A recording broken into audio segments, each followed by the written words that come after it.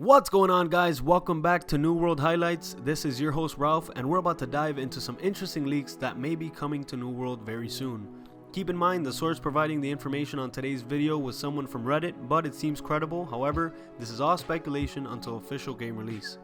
Let's go ahead and jump right in and start with the magic weapons. As you can see on the screen, we have 5 weapons currently.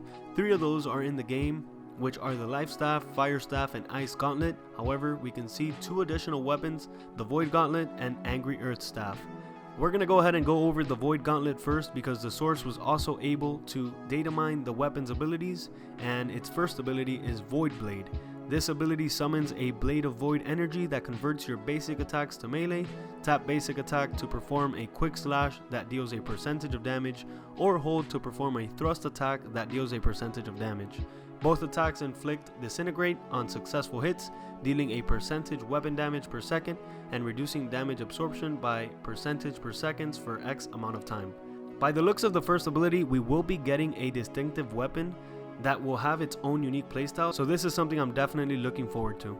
The second ability is Punishing Chamber. This ability summons a circle of void energy at your feet that deals a percentage weapon damage per second to enemies and grants Empower to friendlies, increasing their damage by a percentage. It has a radius, we're not sure how many meters, and an 8-second duration. So this ability will be dealing AoE damage to enemies and also giving your teammates a minor damage buff.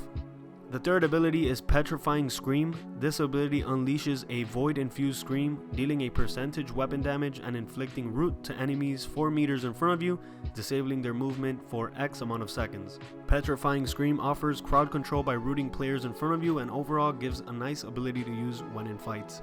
The ultimate ability for this skill tree is Void Aura.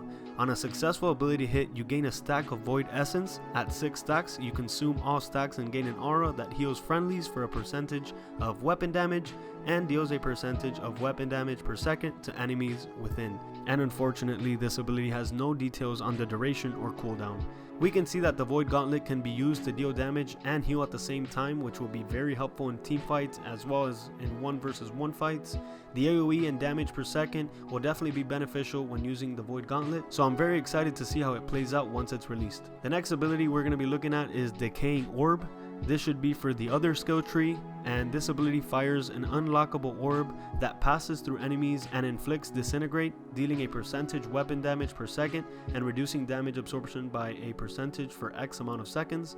At max range, it transforms into a healing orb and returns, healing friendlies for a percentage of weapon damage per second for X amount of seconds. So this ability does damage as well as heals you and your allies. Then we have Draining Tether, which fires a projectile that tethers you to an enemy, weakening it and empowering you by a percentage per second with a percentage cap. The tether ends if the target moves beyond 10 meters of your location. The next ability is Essence Rupture, and it fires a projectile that inflicts Essence Rupture for X amount of seconds, healing anyone that hits that target for a percentage of health. After hitting an enemy, it inflicts Essence Rupture, and then anyone who hits that same enemy will heal themselves. Overall, this is a very solid ability. The ultimate ability for this skill tree is Void Conversion, which will allow you to gain a stack of Void Essence per successful ability hit.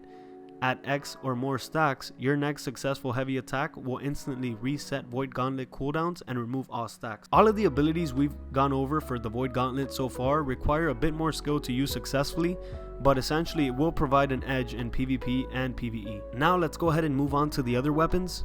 And even though we don't have the abilities on these weapons yet, we just want to go ahead and look them over regardless. In the magic weapons section, we have the Angry Earth Staff, which could possibly deal nature damage. When we look at the one-handed melee weapons, we have 2 new additions, which are the Mace and the Dagger.